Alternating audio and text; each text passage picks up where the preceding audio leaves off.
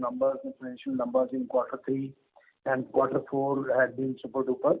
We could reach to 2 million ton plus sales in quarter 4, and similarly in the whole year we could do 7.51 million ton of production and 7.26 million ton of total sales.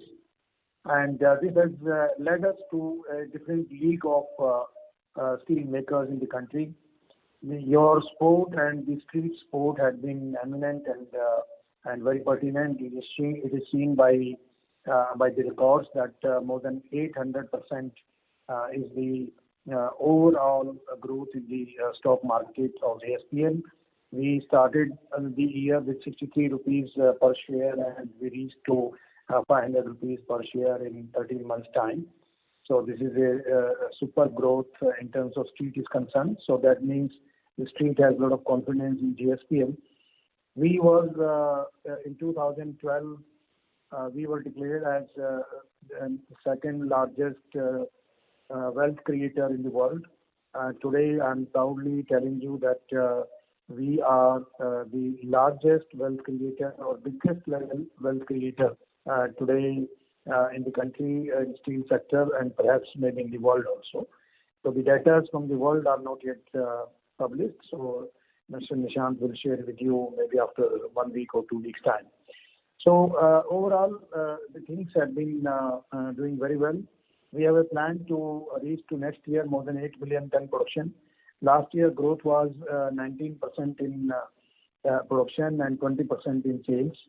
Prior to this, we had 6.3 million ton of production, and in 2019 we had 5.5 million ton of production.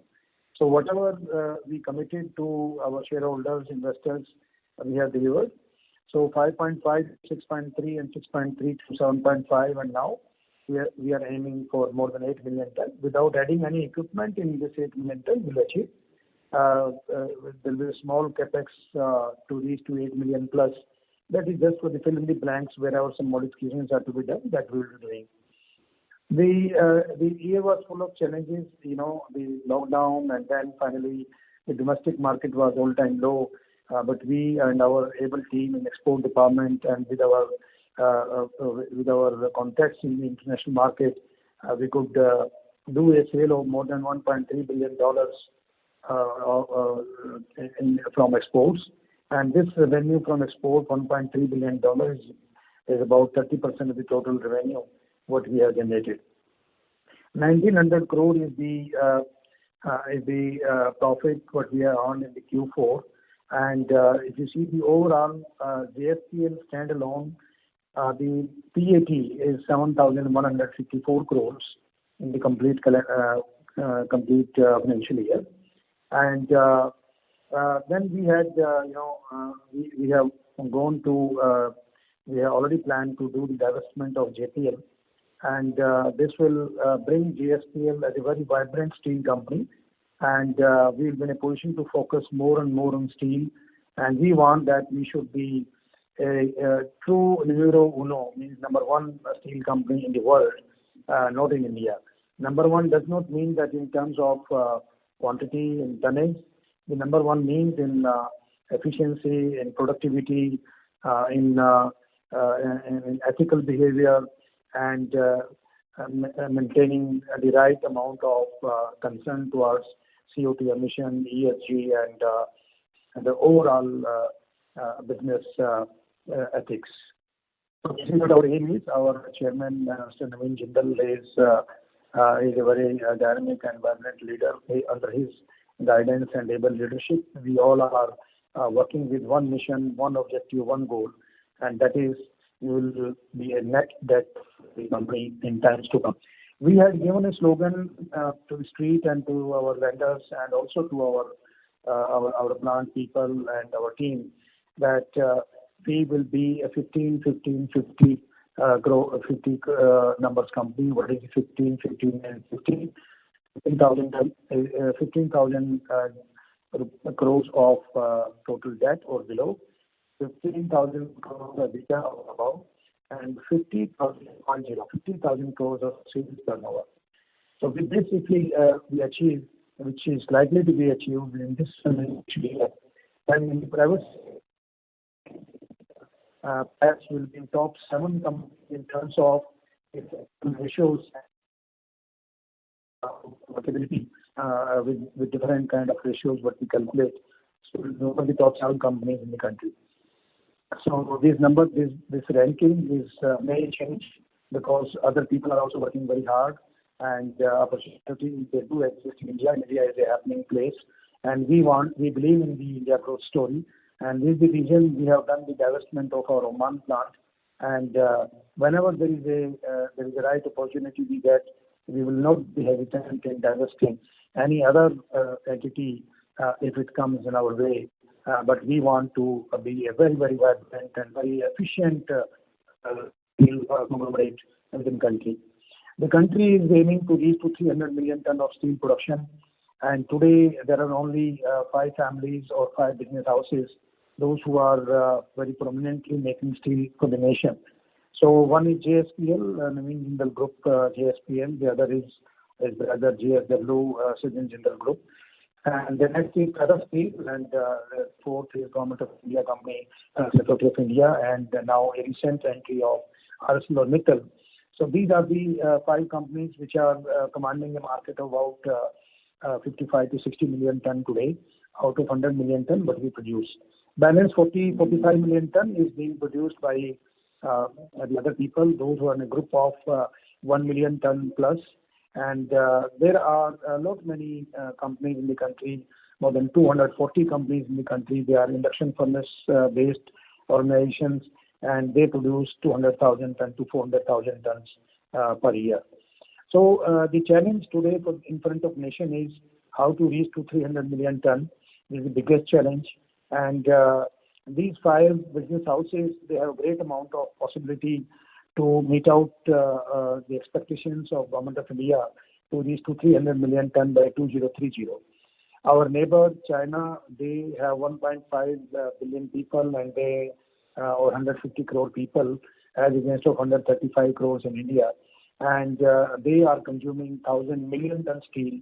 And this year they may consume 1.1 billion, that is 1,100 million steel. And we are just at a level of about 100 million plus.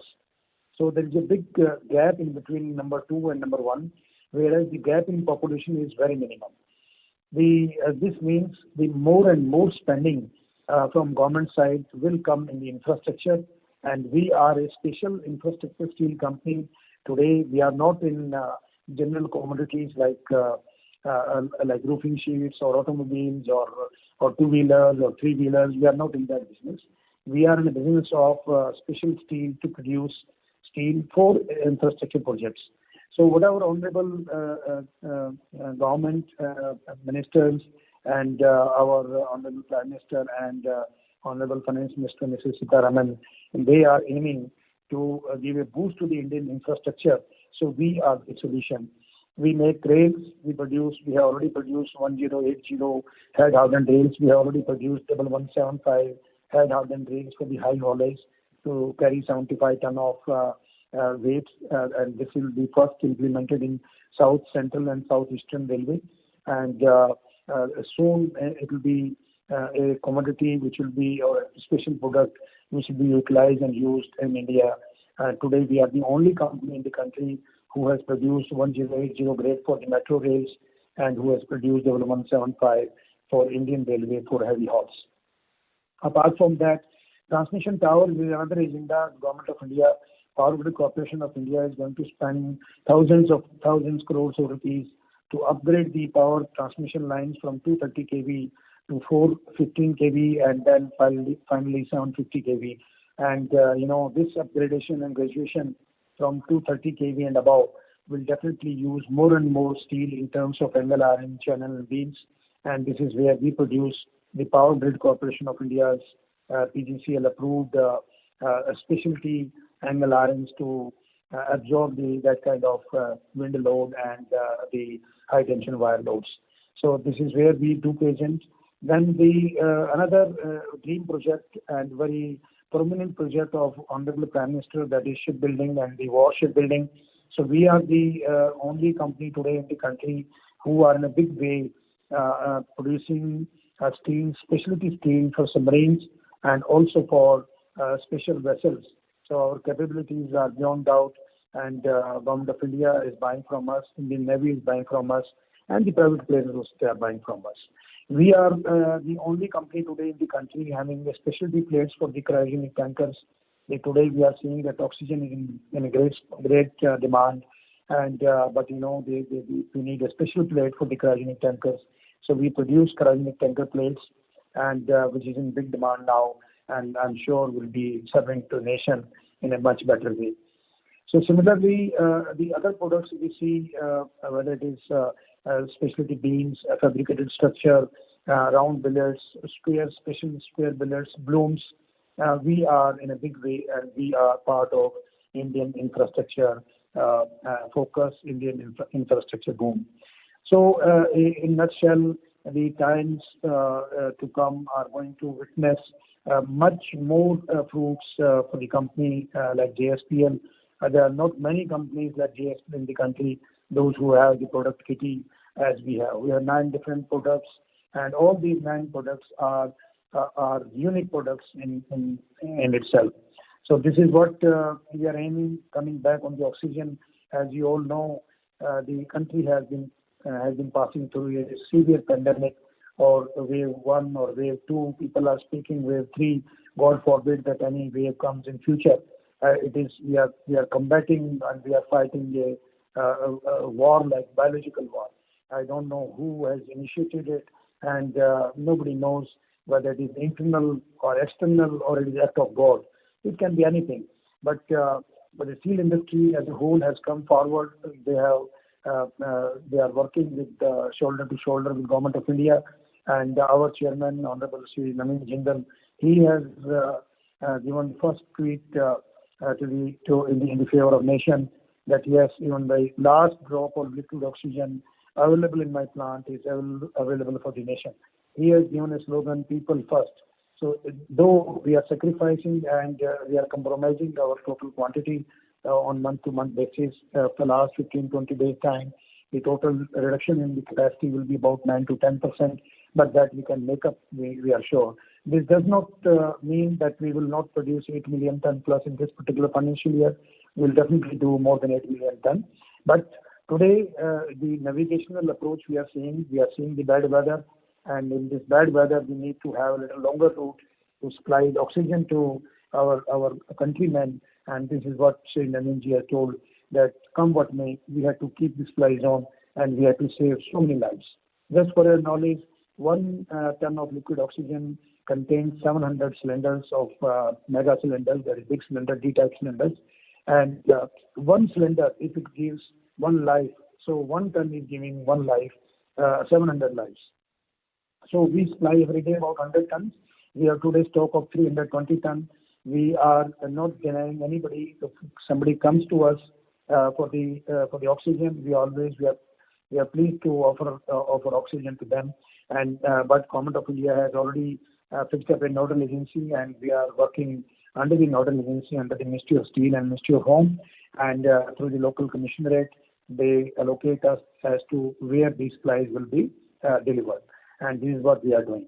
So in nutshell, we are contributing in nation's growth. We are also combating with the current situation. We have already installed more than 1,200 beds to accommodate the COVID patients in from our plant, or in and around the villages from our plant, in and around the vicinity of our plant.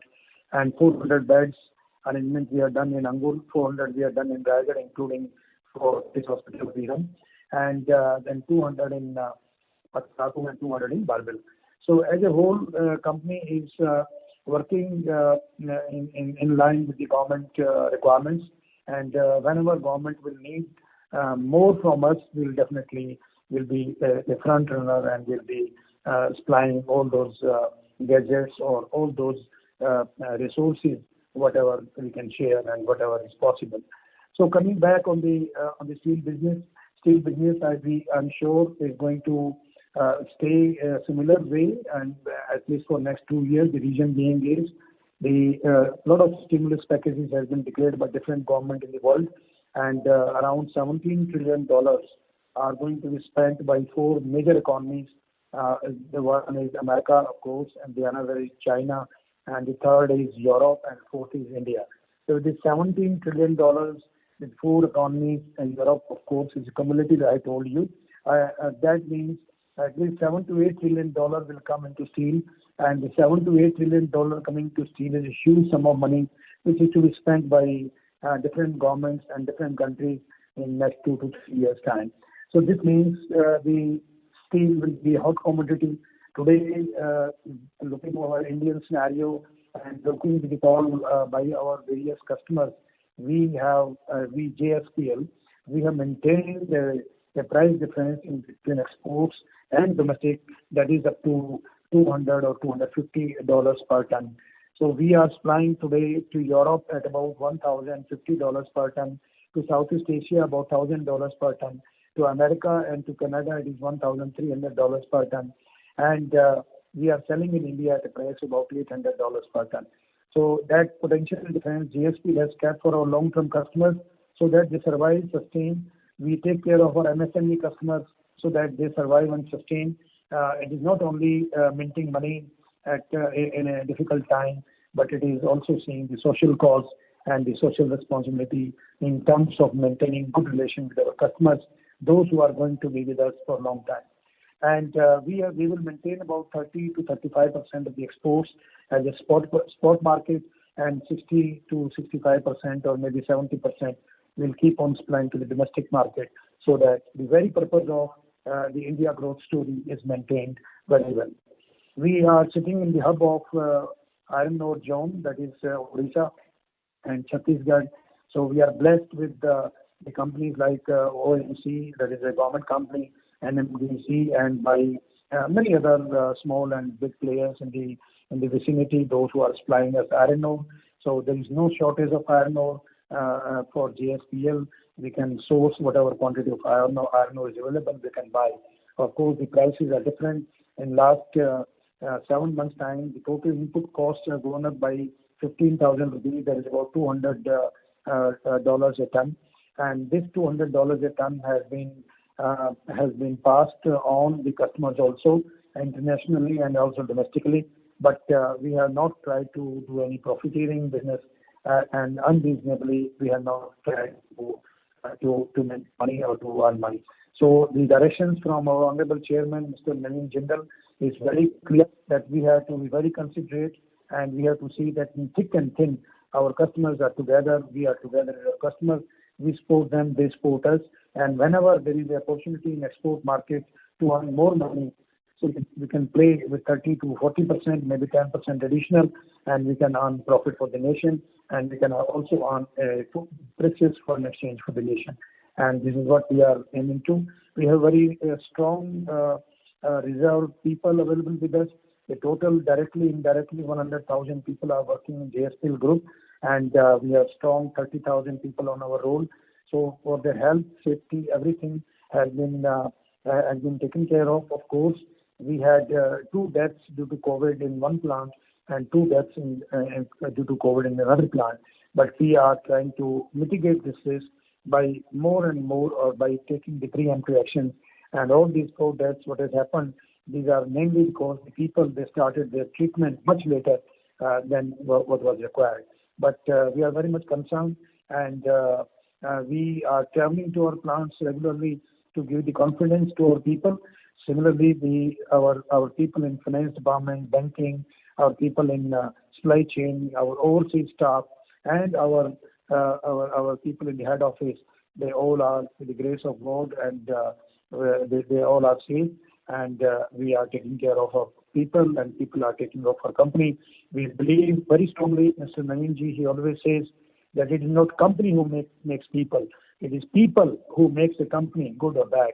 So his trust and belief in people is paramount, and we all are committed to make our company a company of our dreams, to make India a company of our dreams. That's all from my side. We'll be discussing on the question answer session. Thank you very much, and Jai Hind. Thank you, sir. I will now request our CFO, Mr. Hemant Kumar. Good day, everybody. Myself is Hemant Kumar, CFO of the company. I trust that you, your families, and friends are staying safe and following all necessary precautions against the spread of COVID-19 pandemic in the country. The second wave of COVID-19 has impacted millions of fellow Indian citizens. The intensity of second wave has taken all of us by surprise. However, Indians have faced every situation with strong determination and have come together to help each other. First half of this year was a challenging period with uncertainties and complexities brought on by COVID-19 pandemic.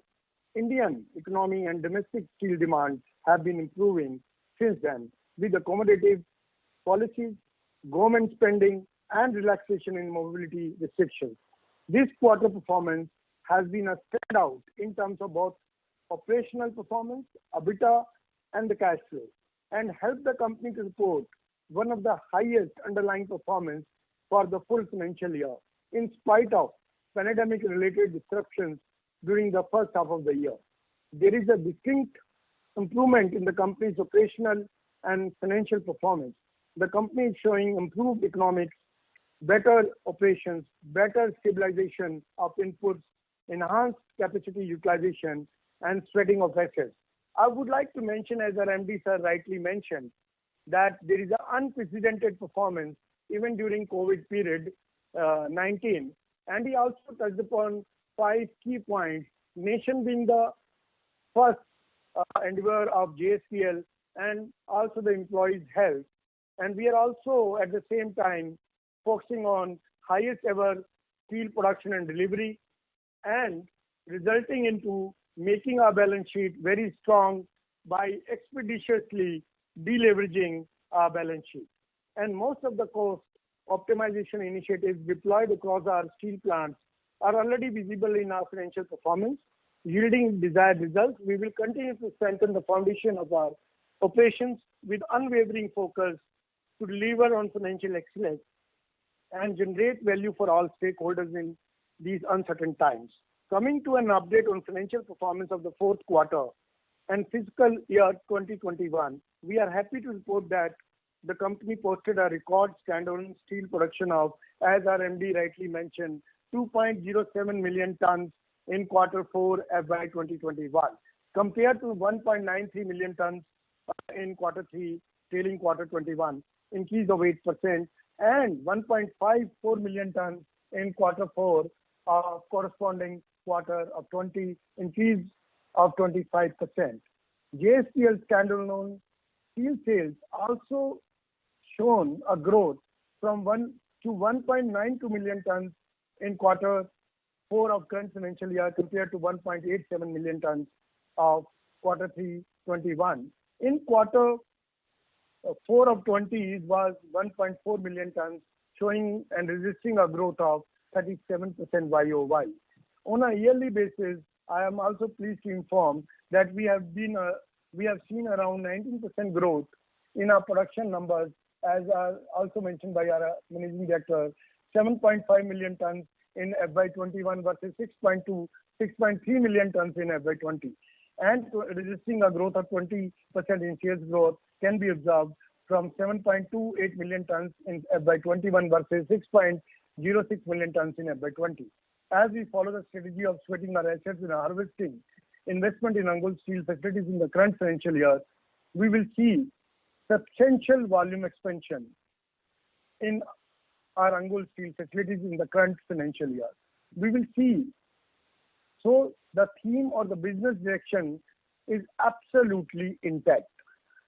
By sweating of assets, continuous deleveraging to continue. Now, by commentary on the consolidated financials, please, we have reported gross total income of 13,213 crores in quarter 4 21 versus 12,070 crores in quarter 3 of 21, increase of 9% on quarter, and 7,658 crores in quarter 4 20, registering a growth of 72% YOY, primarily driven by increase in sales volume and improved sales realization. I'm extremely happy to report EBITDA of 5,287 crores in quarter 4 of current financial year versus 4,252 crores in the trailing quarter of current financial year, increase of 24% on quarter-on-quarter basis, versus 730 crores EBITDA in quarter 4 of financial year 20, registering a robust growth of 206% YOY.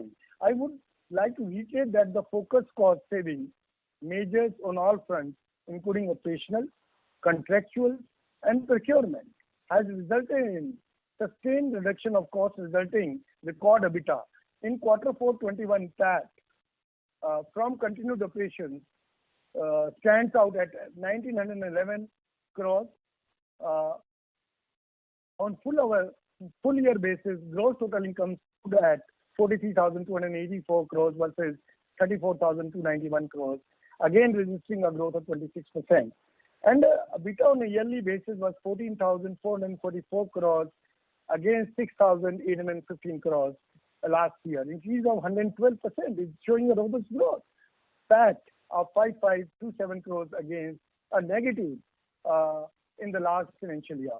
On a standalone, I would like to move to a standalone financial. We have reported gross total income of 12,319 crores in quarter 4 FY21 versus 9,907 crores in quarter 3/1, increase of 25% in quarter-to-quarter, 6,767 crores in quarter 4 20, increase of 83%. EBITDA of 484 crores in quarter 4 21 versus 3,908 crores in quarter 21, increase of 25% quarter-on-quarter, and 1,562 crores in quarter 4 FY20, increase of 213%. And in quarter 4 FY2 PAT is 3,426 crores against 2,226 crores of quarter 3 21, increase of 54% on quarter-on-quarter, as against 282 crores in FY20. On full year basis, the gross total income stood at 37,717 crores against 30,021 crores, increase of 26%.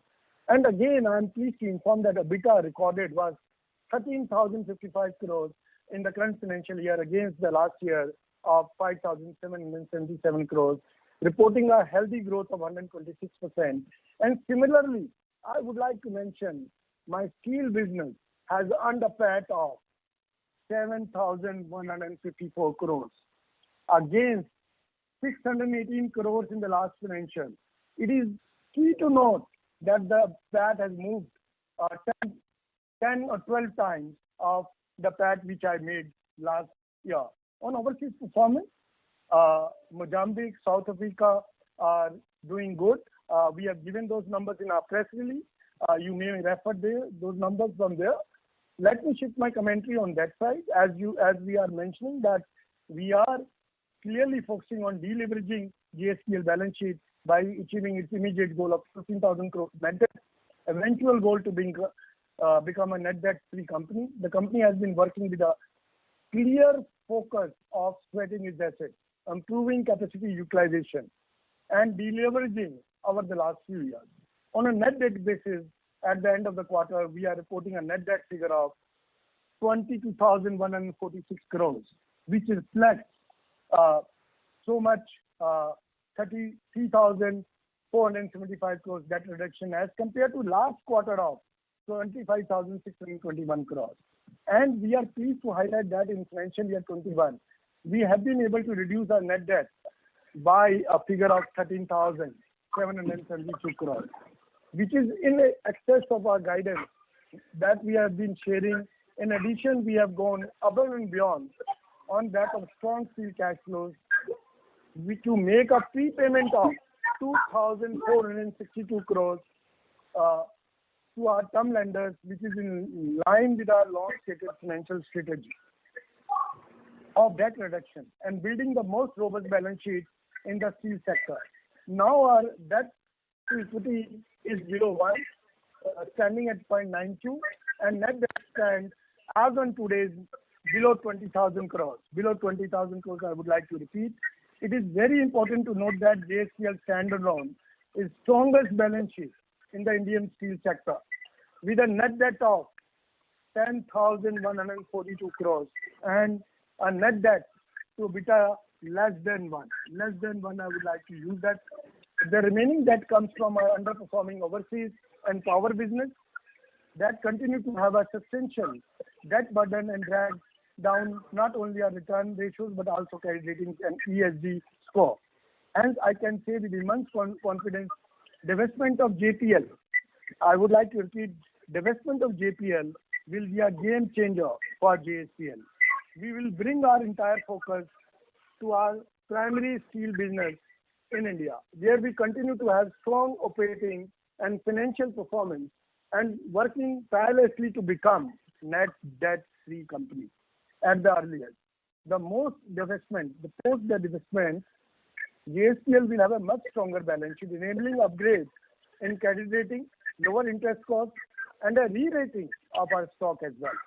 In addition, with an improved ESG score, JSPL will be able to expand its pool of capital, raising via international bonds and reputed equity investors who are keen to partake in company's future growth vision, especially our expansion plan for Angul from 6 million tons per annum to 12 million tons per annum that is presently ongoing and will help expand the group India steel capacity in excess of 15 million tons per annum.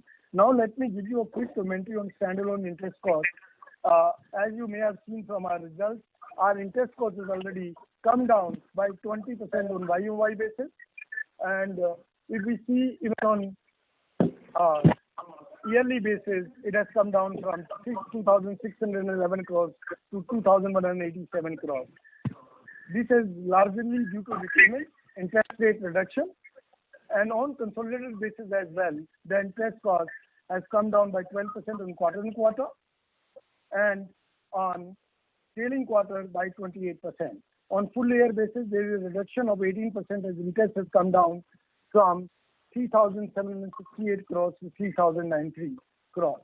The reason behind this decrease being reduction in interest rate coupled with reduction in debt.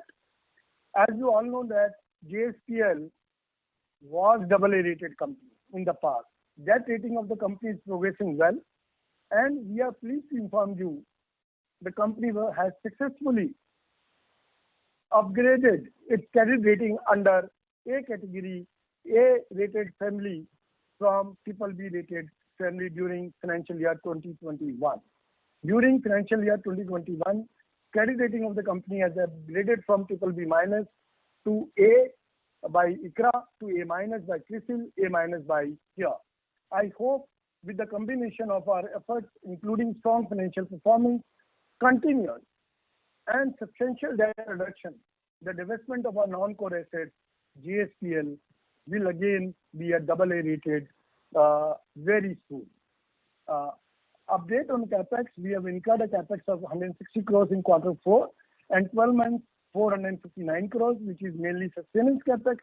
Further, I would like to add that considering present beyond steel industry scenario and strong outlook, company is embarking fresh capital expenditure to expand its presence in steel market over next 2 to 5 years to strengthen and improve its current operations and also implement expansion projects. More importantly, consummation of JPL divestment is going to result in a cash flow of 3,000 crores for JSPL, with proceeds likely to be used towards paying debt or fund expansion plans of our steel capacity in Angul from 6 million tons to 12 million tons, thereby taking us in excess of 15 million tons per annum. While the detailed plan for the said expenditure is yet to be charted out, capex outgo is likely to be in a phased manner. In addition, divestment helps the streamline company's operation by becoming a pure play steel player with all its steel operations within India. One of the fastest growing economies in the world, this divestment is expected to bring more management focus to the steel operations in India in achieving better operational efficiencies and aim for higher profitability. We believe that focus coupled with improved return ratios could act as a stronger trigger for credit rating upgrade and a re-rating of the company. Closing, I would like to make my closing remarks with the ongoing super cycle in the steel over the near term, substantial debt reduction owing to divestment of non-core assets, including JPL.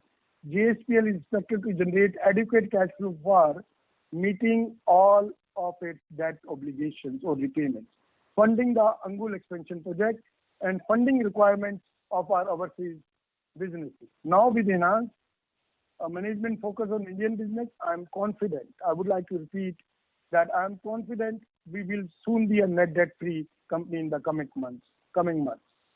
So, with these headline commentaries, I would like to complete my initial commentary. Over to all of you for your question and answer session. Thank you very much. Thank you, sir. Thank you, sir. And thank you very much. It is good to have Mr. Kumar also back with us.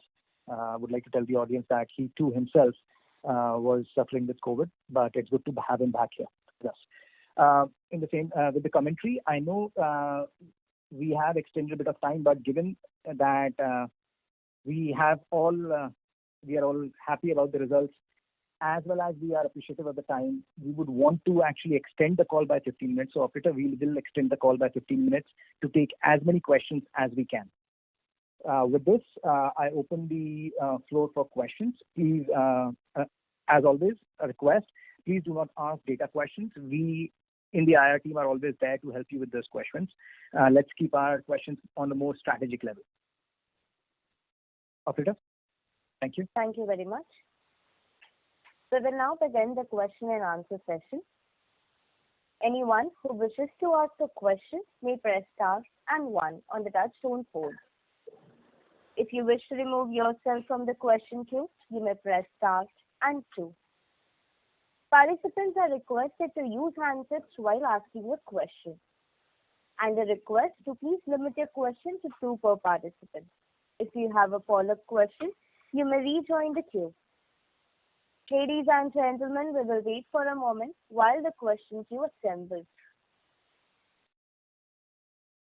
The first question is from the line of Ashish Kejriwal from Centrum Broking. Please go ahead. Yeah, hi. Good afternoon, everyone. Thanks for the opportunity.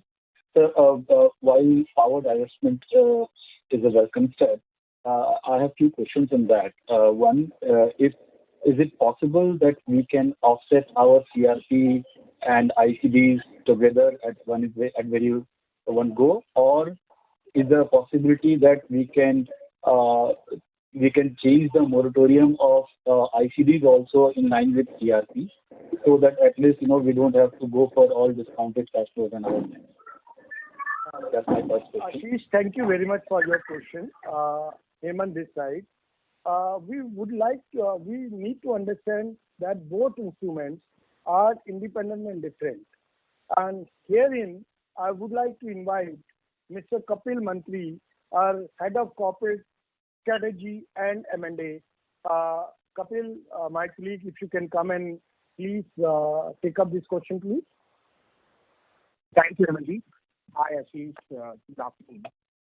So, Ashish, by comparing RPS to ICD or Capital Advance, right, we are here comparing apples to oranges. Please understand, both instruments are independent, completely different, and were done at different point of time. First and foremost, we'll have to understand that ICD and Capital Advance at 9.7% interest was given to JSPL by JPL when JSPL was going through challenging times. In fact, that's repayable on demand by JPL, and now with JSPL performing very well, JPL's debt servicing draws substantial comfort from the interest income that accrues from this ICD. Coming to RPS, right, this is a large amount from JPL's standpoint, given that JPL has been making losses over the last few years. However, I'm happy to share that our team at JSPL has been able to stitch an excellent deal with the buyer in favor of JSPL, where if JSPL misses any 2 coupon payments of the RPS, then JSPL will automatically take over more than 80% voting rights of JPL.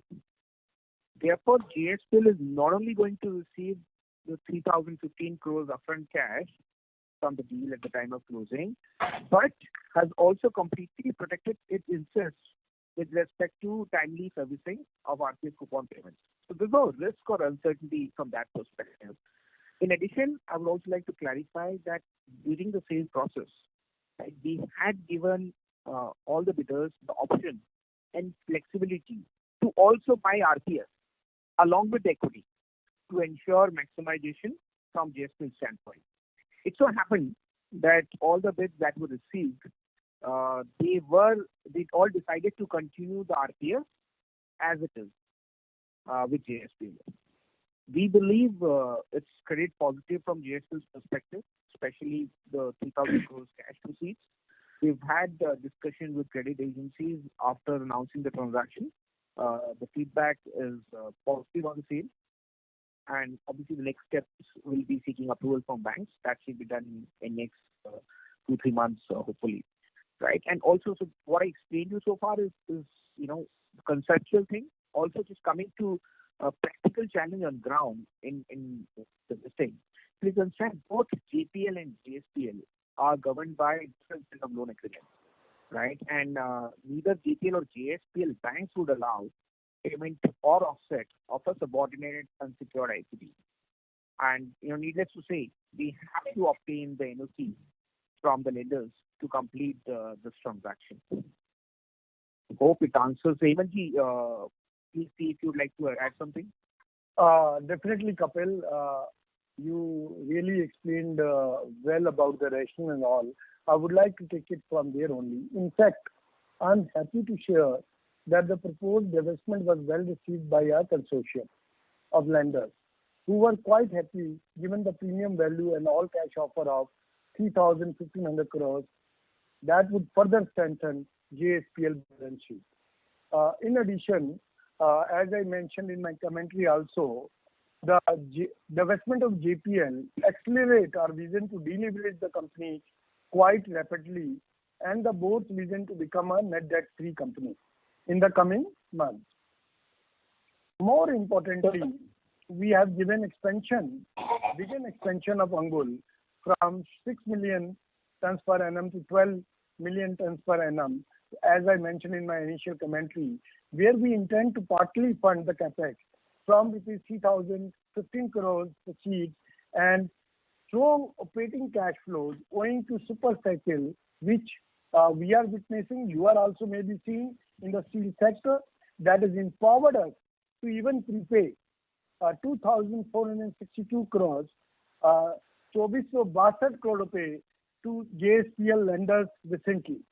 I hope to share many such more positive developments on prepayments with you in the upcoming quarters. I hope, Ashish, this answers your query. Just one small thing in this. So what I understand is that ICDs which are payable by JSPL, what kind of moratorium we have, or it's payable on demand? Just that, can we, align the moratorium period of CRPs with ICDs, which is 15 years? Kapil, if you can take this. So right, there was no moratorium. It was payable on demand as we stand today. However, as part of the transaction, this will not be payable on demand. This has a 7-year term. It will be payable in 5th, 6th, 7th year in 3 equal installments. Yeah, Kapil, that's what I'm asking. When we have the flexibility to change the moratorium, can't we take this moratorium aligning with the CRP, which is 15 years?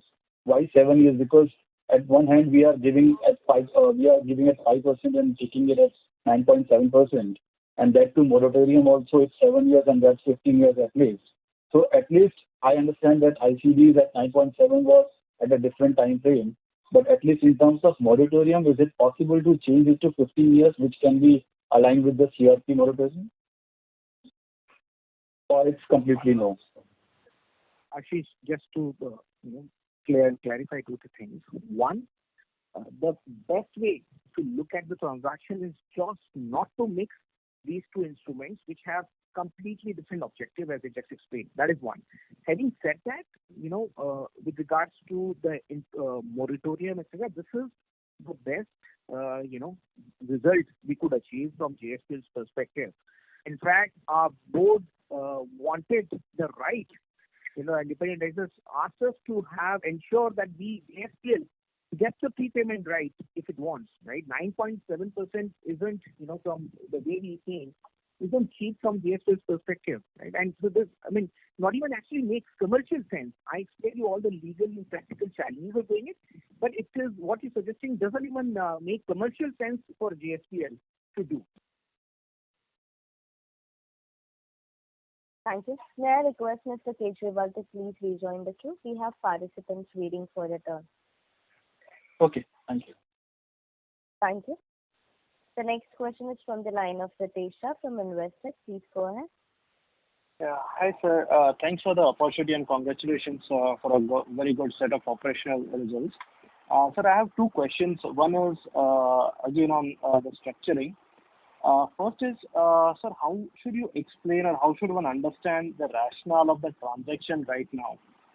We had a pretty good coal block allocation, 6 million tons per annum. Probably it would have taken 6-9 months to ramp up. The profitability for the asset could have been better. It could have fetched better valuations. So first question amongst related to JPL is one is on timing. Secondly, we have given that it is on back of ESG. I'm a big fan of ESG, but so then the simultaneous question which comes to my mind is, why is it that the company not divesting its overseas coal assets, which haven't moved anywhere, nor does it take from a ESG point? And that's the second thing. Third is, we have spoken about growth, which is great, but then why are we going ahead with blast furnace first and then DRI? I'm not sure whether DRI is gas or coal based. That's the third question. And when we are talking about growth, why are we not talking about reducing the carbon intensity, which is the highest? Ritesh, if I can come in, let's limit ourselves. There's a long queue.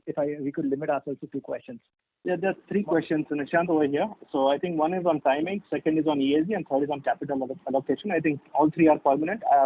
I have more on capital structure. I'll get back in the queue. Thanks. Okay, thank you. Okay. I think you asked in the beginning the rationale of divestment and all. I would like to say the rationale behind the deal is straightforward and in line with the board's vision to pursue debt reduction via multiple initiatives, including divestment of non-core businesses, especially underperforming ones that are a drag on JSPL balance sheet, performance and growth plans in steel. By saying this, again I request our Kapil Mantri to walk through the larger purpose and the benefits and strategic initiatives taken for divesting JPL for its futuristic growth of JSPL and rationale behind it. I request Kapil to take it from here.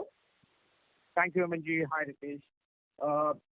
So I think you asked a couple of questions. Let me try to address all of them. One, with regards to ESG, that's the first point. I think that's fundamental for JSPL. We've decided, to be our environmentally conscious company, and obviously we now understand the future is about being clean and green, right? So that's the key motivation, growth driver for the company going forward. JPL divestment was also part of that. I mean, obviously apart from debt reduction. And you mentioned about the international coal assets, etc.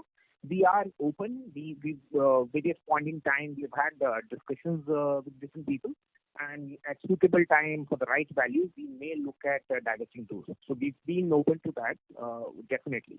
Obviously, there will be some ESG angle which will remain because of the nature of business we are in, steel making. But wherever possible, we are making attempts to reduce that. So that is one. Second, on the rationale, I think the rationale is threefold, which is ESG being carbon neutral, reducing carbon footprint. That is number one, clearly. Number two, which is reduction of debt. That's been our stated position. We have been consistently working on it. Number three is focusing on steel in India, and so those are the 3 biggest rationales for us to work on it. Does this answers, or if you have something else also? I have follow-up questions if Nishant permits. Just to add to this, just to add to this on the ESG point, you'd be, and it is for all of us, you'll be glad to know that now we actually have a board monitors committee which is looking at sustainability and the goals and the targets for the entire group. So that's an addition that we have now. and so that's where we are actually heading. Nishant, can I ask a question to Sharma ji and one for Kapil, please, if you may allow? Yeah, Ritesh, if I could ask you to get back in the queue. Sure. Thanks. Thank you. Thank you. The next question is from the line of Sumangal Nevatia from Kotak Securities. Please go ahead. Yeah, good afternoon and thanks for the chance. So first question, continuing on the JPL divestment topic, just want to know what is the comfort level that JPL will be PAT positive and we would earn the dividends on the RPS, and also what Kapil mentioned initially, the 2 coupon miss gets us voting rights. Does that also a PAT loss also count as a coupon miss?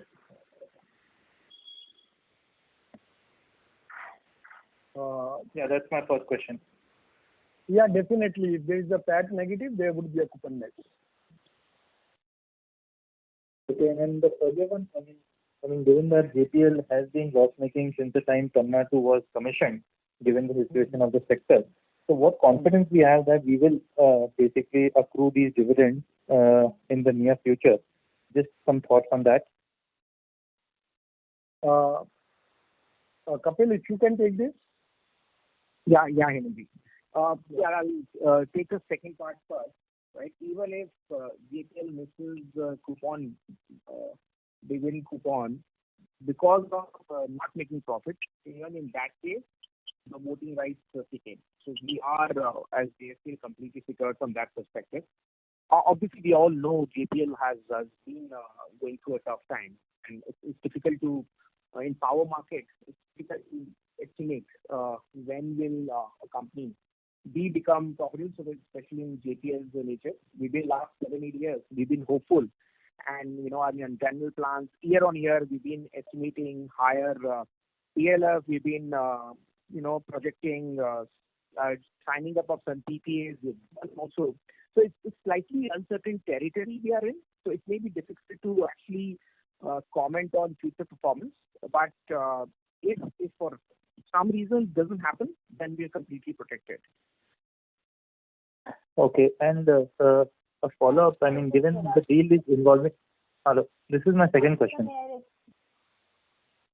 Yeah. Yeah, so the follow-up, I mean, given the deal is dealing with promoter entity, I mean, what comfort we have with the equity contribution capability, and will that lead to, further pledging of shares of JSPL? Kapil, shall I take it? Yeah, please go ahead. As far as JSPL is concerned, I can't talk about on behalf of the acquirer, and we don't have any insight in their sources of funds. I think they are bid considering the availability of funds.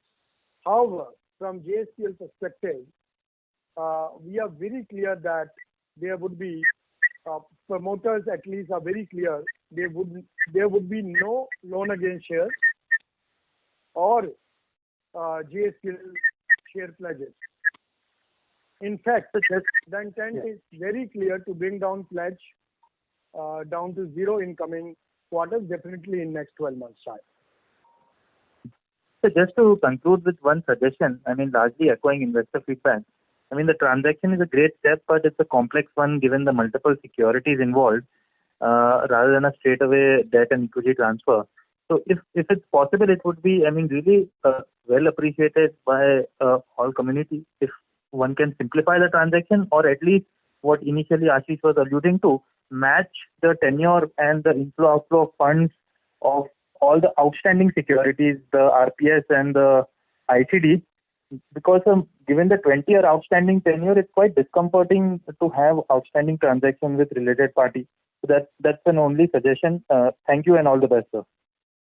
Okay, there's your suggestion. Kapil. Okay, next. You can take next call. Yeah, the next question is from the line of Gaurav Rateria from Morgan Stanley. Please go ahead. Hey, thank you for taking my question. So, 3 key points I had. Firstly, will JSPL need to give any corporate guarantee for the loans of JPL with respect to this divestment transaction? Secondly, how do you plan to mitigate the risk of rising price of iron ore, my understanding is that the Sarda mine inventory would be largely over in the current quarter, and from next quarter you will have to keep buying from outside. And thirdly, when you said that you want to become net debt free, this is after taking into account the growth capex. After that, you're saying you will become net debt free, or there will be some more debt which will be there in the balance sheet because of the new growth capex? Thank you. Okay. I will take first question of copper guarantee. I'm happy because now is going into a new acquirer or buyer. There is no question of now providing a copper guarantee from JSPL per se as such, and we are in the process of taking NOCs from the concerned lenders. And second iron ore question, I request MD sir to take that question. I will come to a third one straight away, net debt free. Net debt free we are talking about as everyone is witnessing a super cycle, as you may be also. Our endeavor would remain to use internal accruals to fund our capex going forward, but our overall mantra given by our MD is 15-15-15. That will continue till financial year 2023. Now to our MD on iron ore, please. Sharma ji. Yeah, can you hear me? Yes, sir. I'm audible. Can you hear me, Hemant? Yes, sir. Yes, sir. Okay. So iron ore, if I understand correctly, the gentleman Sorry to interrupt. Mr. Sharma, we cannot hear you. Your voice is breaking, sir.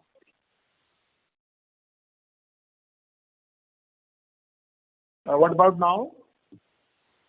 This is better. Please go ahead. Okay. So the iron ore availability in Odisha is in abundant, as I told you. Whether it is SMPL functioning or not functioning, SMPL giving to us or not giving to us, that does not matter. Yes, we had stock in SMPL, which Honorable Court has allowed us to pick up, and that we have picked up from last year, February to till now. And that has also brought a good amount of revenue. And 6 years we had been working without any SMPL material. And we have, as I told you, we have long-term arrangement with the Odisha Mining Corporation, and we have some another MOUs with some of the private miners in the state, and we are also regularly buying from NMDC. So, and in times to come, as declared by Government of India, the Steel Authority of India has to sell about 25% of their iron ore produce, what they do from many areas, and so is the Tata Steel. So I think this will be a regulation that 25% iron ore has to be sold to the people, those who do not have iron ore mines. So there should not be any shortage of iron ore in the country. We have more than 30 billion ton of iron ore in the country, and many of the resources are yet to be explored. So the consumption of iron ore in India is very low, and we will not face any problem as far as the raw material security is concerned.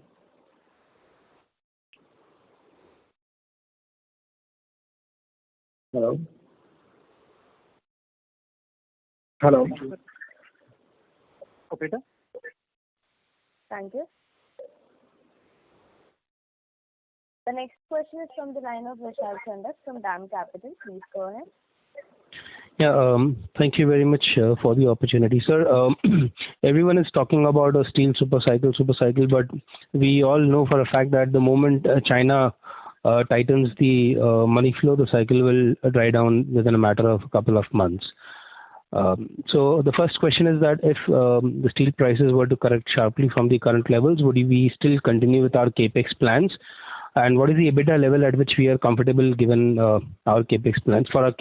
Second, there has been a lot of discussions about government imposing either an export duty or reducing the import duties to ensure that the steel prices are trending downwards. Now, if the government has, as a matter of policy, intervenes in rising steel prices when they have done practically nothing when it came to the bottoming out of the steel prices, then as steel makers, do we still continue to expand, or we look at protecting our balance sheet for the downturn? So what's your view on that? Yes, I will take your last question first. First of all, we should appreciate that India is a free economy. Number two, we are today we are free to import steel in India, and the duties are negligible from 2.5% to 5%. In a product of $800 or $1,000, 2% is negligible. There's $16. So even if the duties are scrapped and they are made zero, still the Indian steel is much cheaper, at least by 20% cheaper than the imported steel. So import, if today we want to have in the country, it will be about $1,000 or $1,100 per ton, whereas we are selling steel at a price of about $800 a ton or $750 a ton. So there is no point in importing the steel in the country, even if the duties are brought to zero. The other point is the government spending in infrastructure that has to go in a different way. The price variation clause in the projects are to be incorporated, and the overall inflation, where does Government of India want to reach? That has to be seen. India is not an insulated economy. India, whenever there is a problem in the world, so the problem or opportunities, they do exist in India also. So we are part of the free world, and today we are not dumping steel anywhere to maintain the prices. So it is not that. The fourth point you have asked, China. China is, they have their own consumptions. They are going to spend $5 trillion or $6 trillion in their own infrastructure, and they do not stop any plant unless they start a new plant. So they were, for the last 20 years, if you see their record, so their record is superb. So they have been growing at the rate of 10% plus in steel, and sometimes 12-15%, and they are going to maintain it. Their exports are hardly 80 million to 100 million ton in a year, and this year this will be too less. And out of 1,100 million ton, so 80 million ton is only 7-8%. So similarly, India also has put together around 10 million ton of exports, and India used to import about 10 million ton steel. So this was getting us neutralized.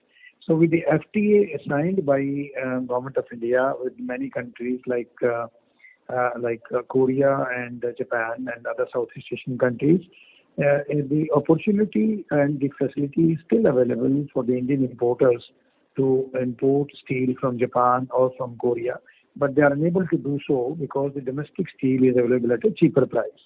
The next point you have asked, whether if China slows down, whether the expansions will take place or not. The expansions basically is a country's requirement. It is not the specific requirement of any company. But we are a business house. We need to make profit. We want to be in business. So if the opportunity is available, then definitely we want to grow. Now the point here is, our aim is to grow without borrowing money from the market or from the lenders. So when we have decided that we do not want to get into trap of debt as we were in 2016 and 17 and part of 2018. So we have learned a big lesson that no expansion is to be done by borrowing money. So our chairman, Mr. Naveen Jindal, he has very clearly given a slogan to us: earn and invest, E and I. You earn profit and invest, flow back the profit for expansions, modification, modernization, research and development, or whatever. We are not, our appetite is not to become number one. We are not hungry behind the capacities. We will go very judiciously, and we will not cross our means to expand. So if we can expand 2 million ton a year, we'll do 2 million ton. If we can expand 5 million ton, we'll make 5 million ton. If we can expand only 1 million ton per year, we'll expand 1 million ton per year. If tomorrow we feel that the expansion is not at all suitable, we will not expand. We are a flexible organization. So this is what our purpose is, and I'm sure under the leadership of Mr. Naveen Jindal, we will be in a position to sail through in a much better way. And our overall exposure in the market is limiting, and we have reduced our debts from 46,900 crores to this level today, which is 19,300 crores. And if we take the other divestments on the annual, that will be only 12,000 crores. So this is a very healthy balance sheet. So 1550 is about to be touched very soon, maybe within this financial year. And rest assured, we are not in a race to burden ourselves. We are not following somebody who has put a label behind his car, "Don't follow me, I'm going to hell." So we are not going to go to hell. We will keep our company safe, secured, and very robust. Thank you. Sure, sir. Just one more question. We have mentioned that ESG debt and focusing on steel has been our key priorities. Now we have hived off assets like Oman and JPL, which have been servicing their debt through themselves. But while we have retained assets like Australian coal, which is still not even started output. So any thoughts on, would it been more prudent if we would have divested the Australian business to the promoters before divesting the Oman or the JPL, which were still generating EBITDA and were servicing their debt? Yeah, you're and right. Help the ESG targets as well. Yeah, you're right. Yeah, I agree with you. Your point is very well taken. You see, what is sold in the market, wherever there is a demand, that is sold in the market. And from where the demand comes, when the trade-off is favorable, then only the demand comes. Today, because of political issues in between China and Australia, China is not buying any coking coal from Australia, and the Australian mines are bleeding because their prices are somewhere about $100 a ton, which is just very near to their cost. The cost of mining in the country is about average, I'm telling, average is about $65. By the time it reaches to port or they do the washing in case they need to and they do the blending, the cost goes to about $75 to $80. They are selling today FOB somewhere about $110 or $105, maybe sometimes $120, which used to be once upon a time $310 and $315. So the amount of profitability was superb at that time. We entered in this particular business when the cycle was really a very paying cycle. When we bought these mines, the cycle was about $200 plus. So today the cycle is only $100 or $110. So we have to see the geopolitical environment.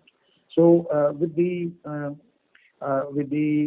joining of Australia with America in a war against Pacific Ocean invaders, so-called. So the China has reduced business with Australia, and they have reduced. The first thing they have reduced is the coal, coking coal.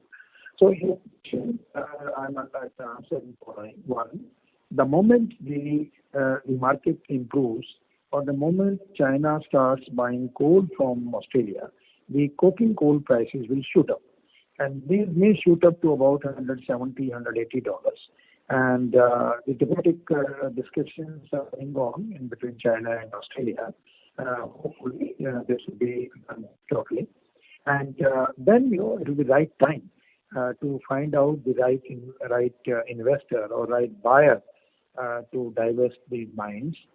We believe in the India growth story, and we are also not interested in having these mines, though we need coking coal. But we will divest 30% or 40% or 50%, and we'll keep about 5 to 6 million tons or 7 million tons coal coming to India from the Australian assets. So we are not a distressed seller today. If we become a distressed seller, then we don't get value for money. If we wait a little, then the trade-off can be better. Hope I answered you. Thank you. The next question is from the line of Prashant Kota from Dolat Capital. Please go ahead. So thanks for the opportunity. We have been a big fan of JSPL and the way they do the business, and have been tracking and covering the company for more than a decade now. Sir, and we have always been thinking that the Oman asset, the power asset are all integral to the company. And some of the investors also who invested last year, couple of years ago, have been thinking that. So now all of a sudden, management is saying that these are non-core assets and divesting away. And it is not that these are dead and not generating any EBITDA. We are reducing debt, but at the same time, we are also losing a lot of EBITDA. So net debt EBITDA loss versus a net debt going away is not, that remunerating on the face of it. So now coming to future, in future, will what are other assets that the management thinks is the non-core? For example, do we think that pellet plant is also non-core, or anything else on the card? Just so that we are all well prepared, sir. So I think our investment manager, divestment manager, and the chief, Mr. Kapil Mantri, will reply your question. Yes, sir. So, the important thing to understand, and obviously, for example, JPL has been one of our premium assets, right? We are proud of what we built. Now, core, non-core, asset value, all that is valid and true at one point of time, and it changes, right? So we are an agile company, we are forward-looking company. So JPL was a phenomenal asset, but we've been wanting to revive this. We are struggling for last 9 years after deallocation. JPL is performing all our efforts at more or less similar plant load sector, more or less similar EBITDA generation. We've seen cycles, elections, this, that, and we are positive and optimistic. And we've been running the transaction for Jindal Power Limited. We've done 2 full-fledged transactions in past. Once we could sign an agreement with JSW, didn't go there. Other time we did have a term sheet from a foreign investor, but couldn't make it work, or the value doesn't work. So this has been some time. Fortunately, at this time we could consummate this transaction. And similarly, Oman was a focus area because it's that point of time, but now we want to be focused on India, and that's the main fundamental point, right? JPL, even if one considers its core, right, it's almost 33% of the debt. It only gives 10% of the data for JSPL, right? So we do not consider it significant enough. We do not, and that's something we are very clear about, we do not consider coal as future for anybody, and especially for JSPL. And that's why we don't think JPL has any value in the scheme of things, the way future is the situations are unfolding to be with JSPL. And Prashant, if I could just add before taking the next question, that you would appreciate that as a company we've been very nimble. We've been nimble with the changing times. We've been nimble to actually better our return ratios after each divestment that we've done. And so that nimbleness will continue. And as and when we take steps towards any other further divestment, we'll definitely keep the markets posted. I also would like to add, Nishant, here, as everyone on the call may be aware, there are too many stranded thermal power assets, even available in NCLT, that remain unresolved. You can take an example of KSK Mahanadi, Meenakshi, Simhapuri, for instance, some of which have full PPAs that are long term, and yet there are no takers for these assets. This is the reality on the ground. I just wanted to mention this. That's all. Thank you, sir. Operator, we'll take the last question. And I would just one moment, sir. I would like to add a couple of more points on the previous question. Kapil Mantri here. These are 2 parts. One, and I'll tell you a specific example. 3-4 years ago, we were for almost 1.5 years in discussion with a Japanese strategic partner for doing some arrangement, getting some equity stake or then getting into the joint venture in JSPL. The single most important reason that the deal didn't go through, right, was presence of Jindal Power Limited with JSPL and the thermal and coal exposure. That's the single important reason. Otherwise, they love the asset, they love JSPL, everything else was fine. We engaged with them 1.5 years. So that is one, I think again, a strategic perspective I'm talking about. The second, with regards to steel focus in India, we believe that India, if at all the future of steel in the world, it's India. For two primary reasons. One, the kind of growth we are expecting in the country in general, and two, the cost advantage which India has because of the cost of iron ore and availability of iron ore. That advantage of cheaper iron ore does not exist in Oman, for example, right? And it will never exist because it imports all the raw material and exports most of the finished goods. So that's that situation. I mean, India is phenomenally well placed compared to Oman. And I told you about the Jindal Power Limited. Thank you. Operator, if you can take the last question, please. Thank you. Ladies and gentlemen, this will be the last question, which is from the line of Abhijit Mitra from ICICI Securities. Please go ahead. Yeah, thanks for taking my question. The question is more on the Angul acquisition or Angul capex rather, on the future capex of 6 million ton which has been announced. First of all, how to look at this, capital cost of $400 per ton? It seems a bit on the lower side. So when we sort of break it down into components, we see that the downstream has largely been unannounced, barring the hot strip mill. So, any thoughts on sort of augmenting it with future downstream or rolling capacities? And, also to sort of at least think some thoughts which might have gone into creating, standalone EAF, which is fed by scrap, given so much focus on ESG. So some clarity on this few issues would be great. Thank you.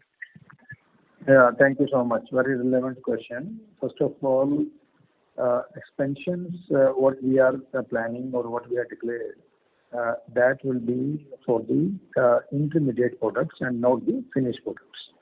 For example, the hot rolled coils, it is a finished product for many, but otherwise it's the intermediate product when the cold rollers, they buy it. So we are not going to the cold rolling or tube making, pipe making, color coating, galvanizing at the moment.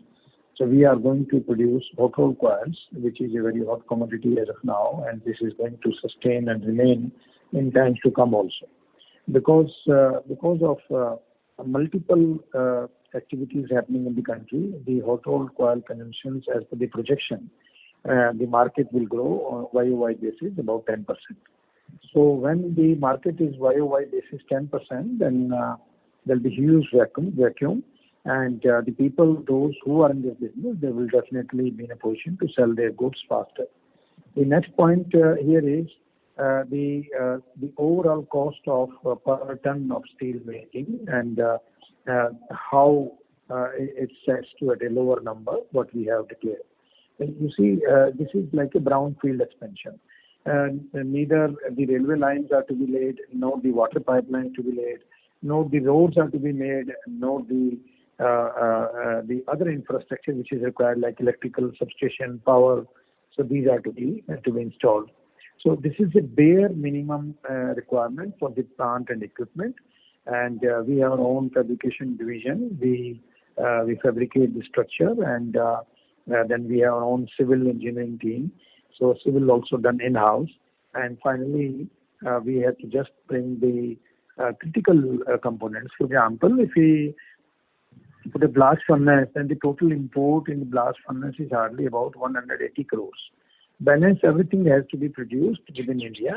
And we, fortunately, we have in India our own capital goods building facility that is in Raipur, where we make the machinery for the steel plants, and we'll be utilizing our capital good industry. And this is also being promoted by Government of India now, that the capital goods must be made within the country, and this is what we have aimed for.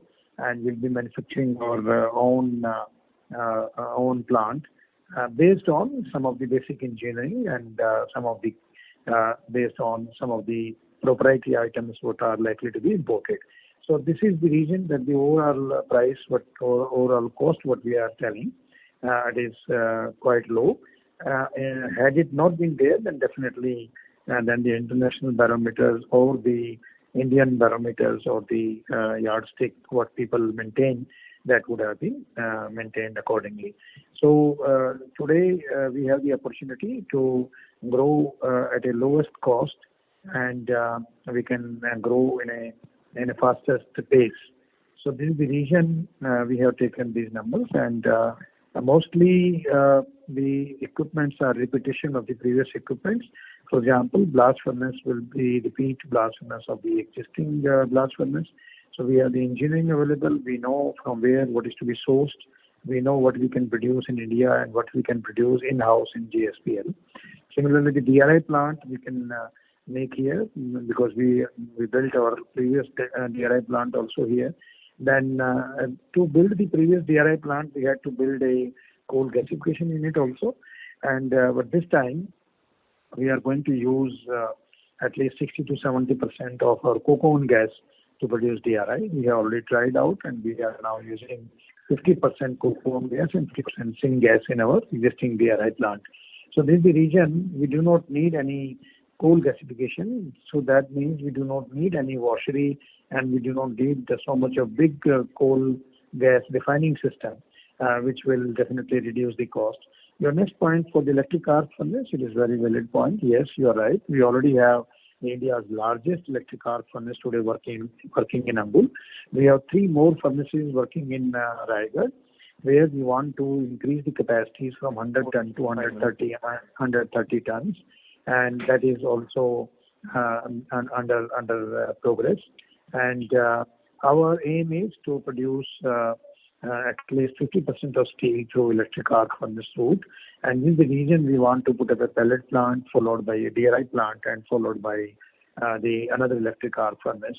So the another area where we can use our DRI, that is in converter shops.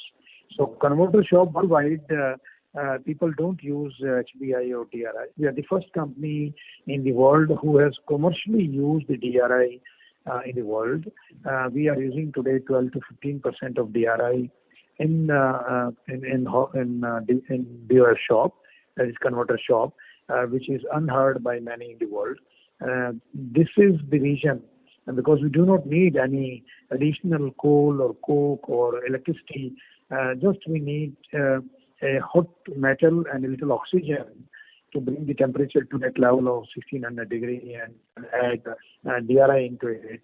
So DRI is produced through a very environmental friendly route, and to melt DRI and to convert into steel through the converter is much more beneficial in terms of reduction in CO2 than even the electric arc furnace.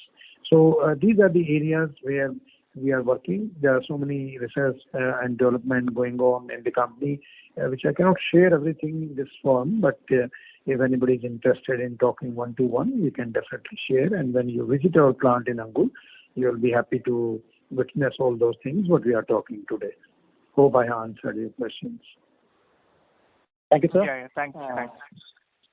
Sir, I know despite the fact that we've extended time, I know there is a long queue, and I think there is one pertinent question that's coming forth to me is regarding the spread after the third quarter, after the last quarter, and so where we are right now and quarter-on-quarter changing spreads, and what are we looking at?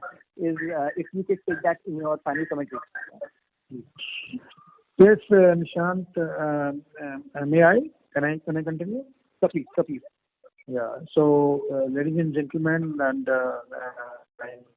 my company, first of all, I thank you for the patient hearing. Today is Eid holiday, so I also wish you, on behalf of our company and on behalf of our Honorable Chairman, wish you a very Eid Mubarak, happy Eid. Eid is a festival in the country where the more than 25 crore people, they celebrate, and we all celebrate with them like everybody celebrates Diwali and Holi. So it is a symbolic message which gives harmony, and we also pray to God Almighty to eliminate this coronavirus from our country, so that the country remains healthy and can meet out the expectations of the people. Now, coming back on the spread from Q4 versus Q1, and then in this particular year, you see, we all are professionals, and we enjoy making steel, and we enjoy to be in the business of steel. Anybody, whether he or she, when you reach to a particular point, then there is no U-turn in life.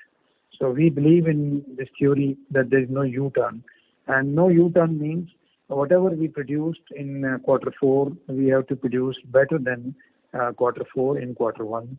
The prices, they will vary.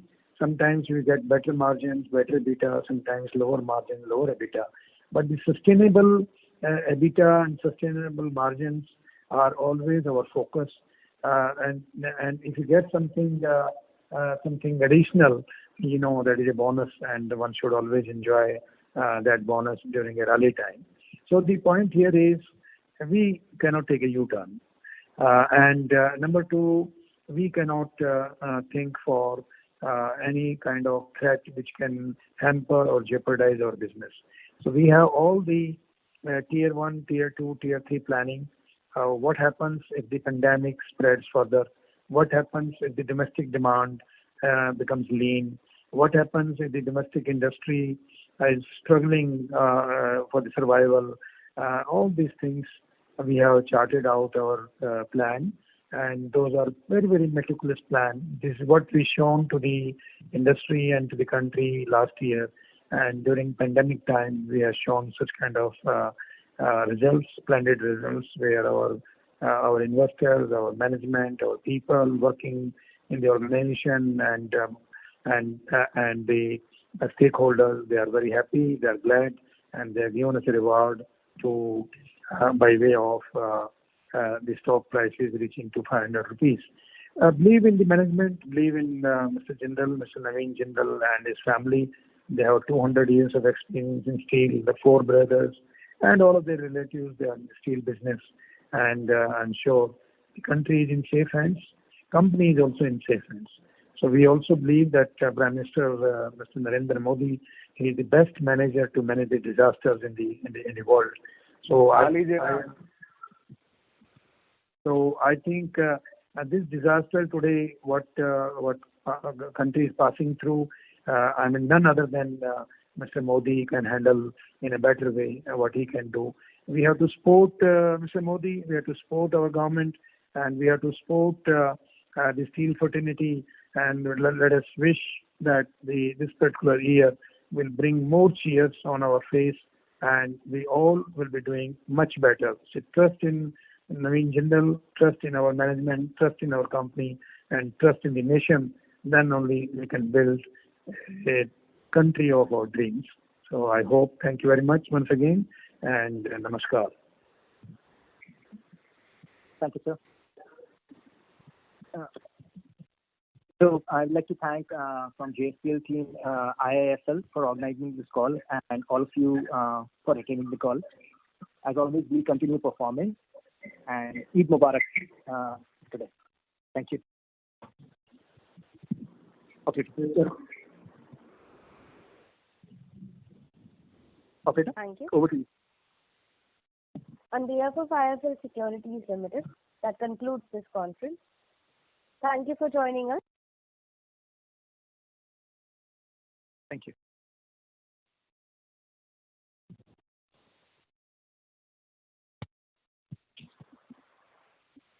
You may now disconnect your line.